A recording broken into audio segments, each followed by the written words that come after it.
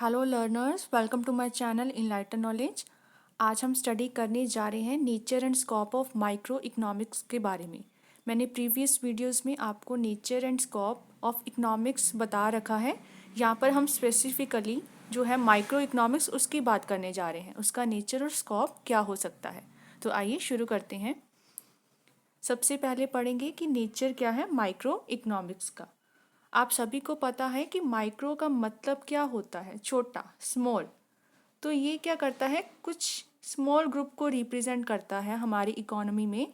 ये ऐसे मेंबर्स को स्टडी करता है हमारी सोसाइटी में जो क्या है अलग अलग चॉइसेस करते हैं मार्केट प्लेस में जाकर।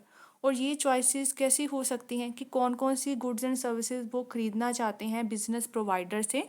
बिजनेस प्रोवाइडर कौन है यहाँ पे, कि जो आपको चीज़ क्या है सप्लाई कर रहे हैं एज अ बिजनेस। तो पार्ट क्या है, रोल क्या है उनका, कि आपको प्रमोट या प्रोवाइड करना प्रोडक्ट्स को, जो भी मतलब आप डिमांड करते हो। तो जो बिजनेस प्रोवाइडर्स हैं वो प्रोडक्ट आपको क्या है प्रोवाइड करवाते हैं अपनी टारगेट ऑडियंस का यहाँ पर मतलब वो होता है कि जैसे आप कोई इलेक्ट्रॉनिक्स का सामान लेना चाहते हो तो आप किसी वैसी शॉप में ही जाओगे जहाँ से ये आपको क्या है उपलब्ध हो जाएगा। तो इस वजह से क्या होता है, उनकी टारगेट ऑडियंस कौन सी होती हैं, इलेक्ट्रॉनिक्स जो कि वो चीज़ें लेना चाहती हैं। तो कुछ टारगेट ऑडियंस को लेकर ही क्या है सप्लाई एंड डिमांड होती है। इन अ सेंस आप क्या करते हो, you want to influence the choice of consumer, कि एक जो प्रोड्यूसर्स है वो कंज्यूमर की चॉइस को इन्फ्लुएंस करता है, अपने अपने वेरियस प्रोडक्ट्स लेकर आता है मार्केट में, या बजट के अकॉर्डिंग ही कंज्यूमर को क्या है चीज़ें देता है कि कैसे वो अपनी इनकम को स्पेंड कर सकते हैं, उनके बजट के अकॉर्डिंग प्रोवाइड करता है। तो ये नेचर ऑफ माइक्रो इकोनॉमिक्स में ही पढ़ा जाता है कि प्रोड्यूसर्स आपको कैसी चीज़ प्रोवाइड कर रहे हैं, कौन सी बजट लाइन पे प्रोवाइड कर रहे हैं, कौन सी वो टारगेट ऑडियंस को लेकर चल रहे हैं। तो सबसे पहला इसमें जो पॉइंट आता है वो है सप्लाई एंड डिमांड का। ये सबसे ज़्यादा इम्पॉर्टेंट पॉइंट है माइक्रो इकोनॉमिक लेवल पे। सप्लाई और डिमांड का क्या मतलब है कि पीछे से सप्लाई कितनी हो रही है और आप लोग डिमांड कितनी कर रहे हो। ये कंपैरिजन होता है लेवल ऑफ कंज्यूमर की डिमांड क्या है और पीछे से कितनी सप्लाई आपको हो रही है। जो जहाँ ऐसी इंडस्ट्रीज जहाँ पे बहुत ज़्यादा कंपटीशन होता है वहाँ पे कंज्यूमर की बहुत ज़्यादा चॉइस हो सकती है। तो इसमें क्या होता है कि अगर सप्लाई क्या होती है डिमांड से ज़्यादा हो जाती है, मतलब डिमांड इतनी है नहीं, सप्लाई ज़्यादा हो जाती है, तो क्या होता है कुछ पीरियड ऑफ टाइम पर आकर जो बिजनेस है वो फेल हो जाता है। क्योंकि डिमांड तो है नहीं, वो अपने प्रोडक्ट्स को बेच पा नहीं रहा और उसके प्रोडक्ट्स क्या हैं सप्लाई ज़्यादा है, पड़े हुए हैं, बेकार हैं। इस तरह से आपकी जो बिजनेस मार्केट है वो फेल हो जाती है।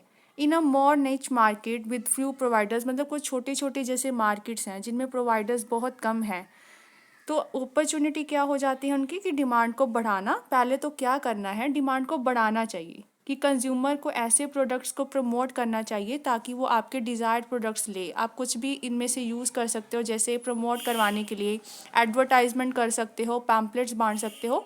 पहले डिमांड को इंक्रीज़ करना चाहिए, तभी क्या है सप्लाई पीछे से आनी शुरू होगी तो आपको क्या है बेनिफिट होंगे। तो सप्लाई एंड डिमांड इसका जो है वो पहला नेचर हो जाता है माइक्रो इकोनॉमिक्स का। नेक्स्ट है प्राइजिंग।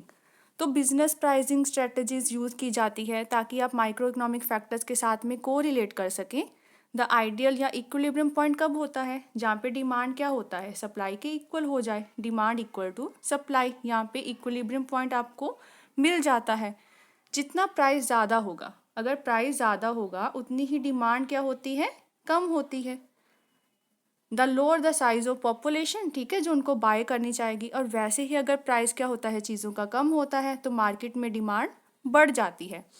और इस वजह से क्या होता है डिमांड और सप्लाई को इक्वल करने के लिए एक स्ट्रेटजीज बिजनेस के द्वारा बनाई जाती हैं ताकि वहाँ पे उनकी डिमांड सप्लाई इक्वल हो जाए और प्राइस बिल्कुल ऐसा चले कि सेलर को क्या है नुकसान ना हो और बायर को भी बिल्कुल भी नुकसान ना हो।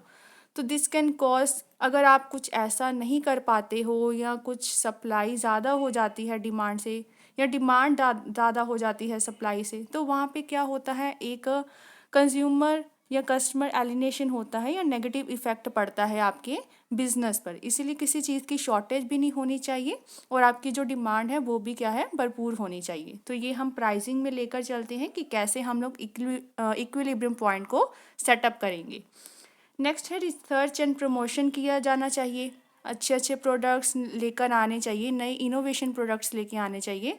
तो माइक्रो इकोनॉमिक्स आपको हेल्प करता है ताकि आप एफिशिएंटली या इफ़ेक्टिवली क्या है रिसर्च एंड प्रमोट कर सको अपनी चीज़ों का।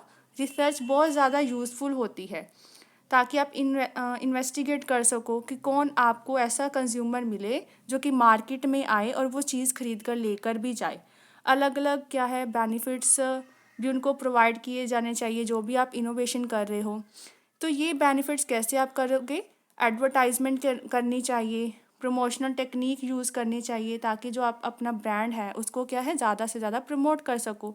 इन सारी मार्केटिंग टेक्निक्स को यूज़ करके ही क्या है आप कॉम्पिटिटिव एडवांटेजेस ले सकते हो, अपनी मार्केट में बने रह सकते हो, अच्छी अच्छी परफॉर्मेंस कर सकते हो और कस्टमर्स को क्या है हेल्पफुल भी होंगी ऐसी चीज़ें ताकि क्या है उनको अच्छी वैरायटी मिल सके, नई नई इनोवेशंस आए मार्केट में, उनका जो काम है वो प्रोडक्ट्स को लेकर आसान हो जाए। तो ऐसे ही आपको रिसर्च एंड प्रमोशन करने के लिए भी माइक्रो इकोनॉमिक्स हेल्पफुल होती है। नेक्स्ट हमारा आ जाता है स्कोप क्या है माइक्रो इकोनॉमिक्स का, मतलब कौन कौन सी फील्ड में माइक्रो इकोनॉमिक्स यूज़फुल होती है।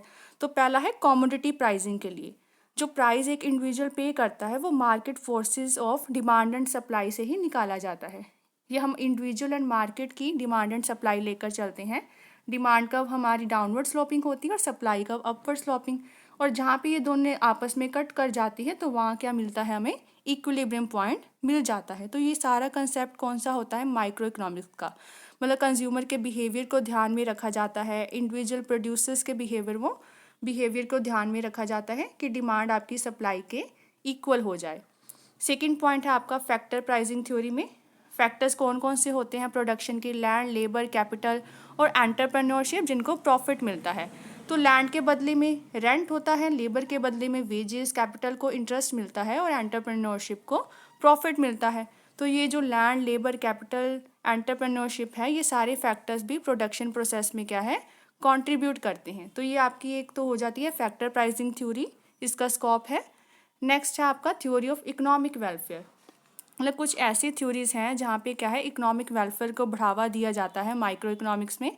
वेलफेयर इकोनॉमिक्स जो है आपकी माइक्रो इकोनॉमिक्स में वो क्या सॉल्व आउट करती है कि आप कैसे इम्प्रूव कर सको, अटेन कर सको इकोनॉमी में पूरी सी एफिशिएंसी, क्षमता को बढ़ा सको ताकि आप ज़्यादा से ज़्यादा क्या है पब्लिक वेलफेयर कर सको। ये आपको कैसे मिल सकता है कि आप एफिशिएंसी कैसे प्रोडक्शन की इंक्रीज़ करवाते हो।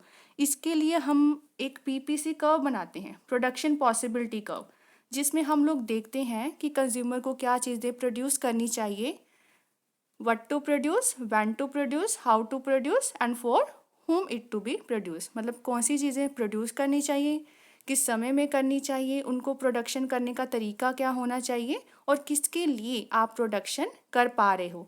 तो ये आपका सारा कंसेप्ट जो इकोनॉमिक वेलफेयर का होता है ये भी माइक्रो इकोनॉमिक्स में ही स्टडी किया जाता है। तो ये 3 स्कोप थे माइक्रो इकोनॉमिक्स के, और नेचर भी मैंने आपको करवा दिया है। आई होप आपको क्लियर हो गया होगा कि माइक्रो इकोनॉमिक्स का नेचर और स्कोप क्या है। अगर वीडियो पसंद आई हो इस चैनल को ज़रूर सब्सक्राइब कीजिए, like, share and comment and press the bell icon ताकि हर वीडियो की नोटिफिकेशन आपको टाइम टू टाइम मिलती रहे। Thank you.